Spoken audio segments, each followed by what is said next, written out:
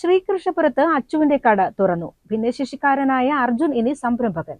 ഗ്രാമപഞ്ചായത്ത് കുടുംബശ്രീ CDSന്റെ നേതൃത്വത്തിൽ മണ്ണമ്പറ്റ സെന്ററിൽ Ottapalam MLA advocate K. Premkumar ഉദ്ഘാടനം ചെയ്തു.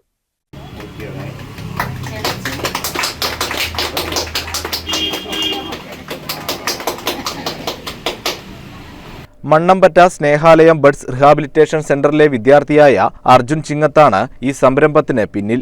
നാടിനൊരു പ്രത്യാശയായിട്ട് ഇവിടെ കുടുംബശ്രീയുടെ അഭിമാനകരമായ ഒരു സംരംഭമായിട്ട് ഇന്നിവിടെ ആരംഭിക്കുകയാണ്. എങ്ങനെയാണ് കുടുംബശ്രീ പ്രസ്ഥാനം നമ്മുടെ നാട്ടിലെ ഏറ്റവും അശരണരും സമൂഹം ചേർത്ത് പിടിക്കേണ്ടവരുമായിട്ടുള്ളവർ ആ നിലയിൽ പരിഗണിക്കുന്നത് എന്നതിൻ്റെ ഭാഗമായി കാണുകയാണ്. അച്ചുവിന്റെ ഈ സംരംഭത്തിന് ഊഷ്മളമായിട്ടുള്ള ആശംസകൾ നേരുകയാണ്.